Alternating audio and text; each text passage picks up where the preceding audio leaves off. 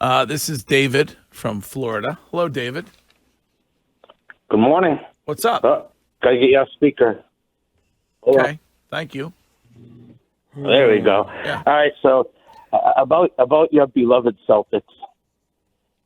If you look at the last three games in totality, it's kind of like a quiz for them. They failed miserably. They've done nothing to change. They've proved that when they shoot threes and they're successful, they can annihilate anybody. Mm-hmm. But they can't. They still can't win the close games. Nothing's changed. Absolutely nothing. Well, and I mean, what? Well, listen, Wiggy and Scheim, we're divided, I think, here in the room. Wiggy and Scheim have zero concern, I think, whatsoever about the regular season. Scheim, am I adding you to Wiggy's category? Yeah. Incorrectly, or you agree? Right? No, for the most part, the regular season doesn't matter, especially at this point where they've shown they're just this dominant. But it doesn't matter. It doesn't matter that they lost yesterday so much. It's how they lost. And if you combine it, like I said, with Cleveland, they blow a 20-point lead. They still don't know how to win the close games. Tatum is a no-show when it. Yeah, that was a 20. That's the most alarming to me and it was a 22-point lead that they blew. Yeah. On Tuesday because night. They're overconfident. They think this. Yeah, I don't know if they're. They think. I don't. Maybe it is overconfidence. I mean, if you're a team that has 3 times this season been able to blow somebody out by 50 plus, then maybe you look at these regular season games and they're on the road, grind games, and you look at it like, you know what, we've already been able to beat teams by 53 times. So when we get to the playoffs, we're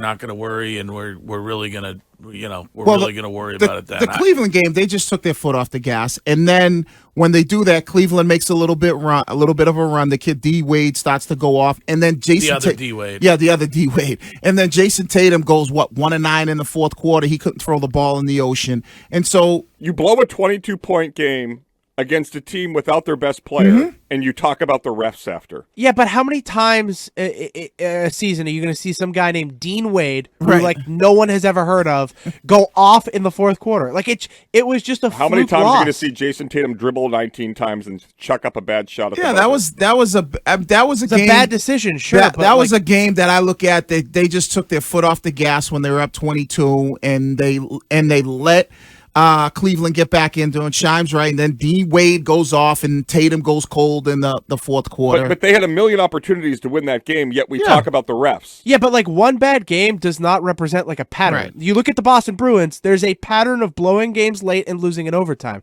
There's no pattern with the Celtics. Well, they had just won 11 in a row, right, and then they came out and laid an egg in the fourth quarter against the Cavs. That's going to happen. There is but a once pattern. every 12 games is fine. That's going to get you to the Eastern Conference Finals and almost to the championship. All right. There is a pattern, though, of Tatum doing what he did at the end of that game. No, there's not a pattern of that. When's the last time you seen him wait till second left before taking a shot? I don't have it off the top of my head. There's no pattern, because there's a pattern of maybe him taking bad shots at the end of games, but the fact that you waited till a second and a half, if he takes that shot with 5 seconds, then we might criticize the shot, but at least it gives your team an opportunity to get an offensive rebound. Well, I mean, you do have to go back to the clutch argument, though, from yesterday. Like, right, but I poo-pooed that with his clutch stats over his career. So you is think he having clutch? is he having a bad season this year as far as clutch shots?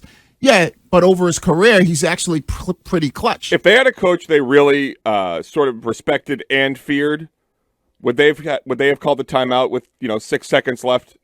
Maybe get back. Let's figure this out. But I that's know Missoula on, was but that's on to. Missoula. I guess that's on Missoula. When they get the ball, Missoula's got to be the one that says, we either call a timeout in this situation, and then we set up a play, and I'm talking about the Cleveland game, and we set up a play that gives us an opportunity for a good look. That's got to be on the coach. He never does that. But is that because he's Curtis? Are you saying it's because he's afraid of those guys? Yes, I think he's afraid of Tatum.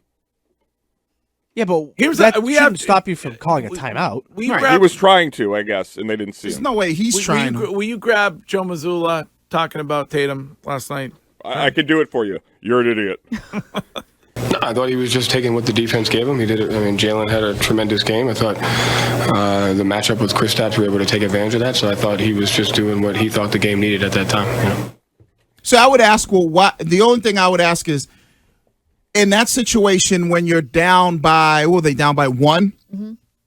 Why wait until to run out the clock and then shoot a shot? Give yourself an opportunity. If he does miss, you can foul and then have one more possession. And were they down by 1 or 2 at that point? Because he went for the 3. So I think they were down by 1. No, it wasn't a 3. It was like a step back fadeaway.